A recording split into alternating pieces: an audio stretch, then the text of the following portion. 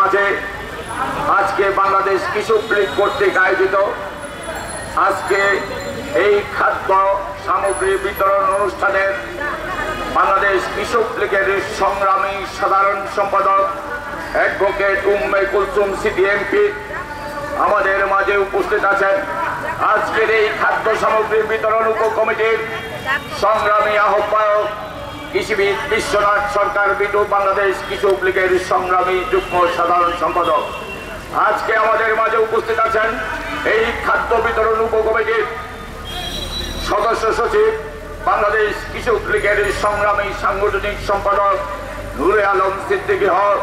উপস্থিত আছেন বাংলাদেশ কৃষক লীগের কেন্দ্রীয় নেতৃবৃন্দ, ঢাকা মহানগর উত্তর নেতৃবৃন্দ এবং এই 15 দিনের মানুষের পাশে দাঁড়িয়ে মানুষকে সহযোগিতা করে মানুষের বন্ধু হিসাবে কাজ করো।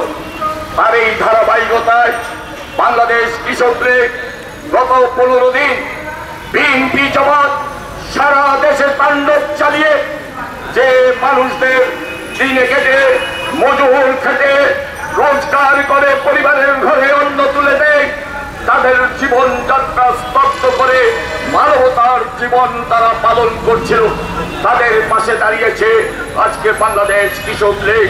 সারা বাংলাদেশে একইভাবে বাংলাদেশ কৃষক লীগ এই বিএনপি জামাতের তাণ্ডবে যারা ক্ষতিগ্রস্ত হয়েছেন তাদের পাশে দাঁড়িয়েছে। প্রিয় সাথী ও বন্ধুরা, আজকের এই জননেত্রী শেখ হাসিনার নির্দেশে বাংলাদেশ কৃষক লীগ যখনই মানুষ দুর্বিপাকে কিংবা কোনো প্রাকৃতিক দুর্যোগে পড়ে তখন এই কৃষক লীগ কৃষকের পাশে দাঁড়ায়, অসহায় মানুষের পাশে দাঁড়ায়। প্রিয় সাথী ও বন্ধুরা, এটাই হচ্ছে বঙ্গবন্ধুর আদর্শ, এটাই হচ্ছে মুক্তি। বাংলাদেশের উন্নয়নের এই কর্মগুলিকে ধ্বংস করে তারা পরাজয়ের গ্লানি বুঝতে হয়। বাংলাদেশ কৃষক লীগের সভাপতি কৃষি বিশ্বমের জন্য উপস্থিত আছেন বাংলাদেশ কৃষক লীগের কেন্দ্রীয় নেতৃবৃন্দ, উপস্থিত আছেন আমার সামনে কৃষক লীগের নেতৃবৃন্দ এবং এই বাংলার মেহনতি মানুষ, সবাইকে আমার সংগ্রামী সালাম, শুভেচ্ছা এবং অভিনন্দন। আজকে বাংলাদেশের যে ক্রান্তিকাল, এই বিষয়টা কিন্তু আমরা পরিষ্কার দিবালোকের মতো বুঝে গিয়েছি। কোঠা বিরোধী আন্দোলন বলতে কি বুঝায়, কোমলমতি ছাত্রছাত্রীদের বিষয়ে কি বুঝায় সেটাও কিন্তু আমরা বুঝি। আজকের যে তাণ্ডব লীলা, এটা কি কোনো কোমলমতি ছাত্রছাত্রীর পক্ষে সম্ভব? বলেন, এটা কখনো সম্ভব হতে পারে না।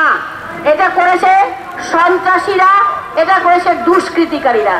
আমি বলতে চাই, যদি কোনো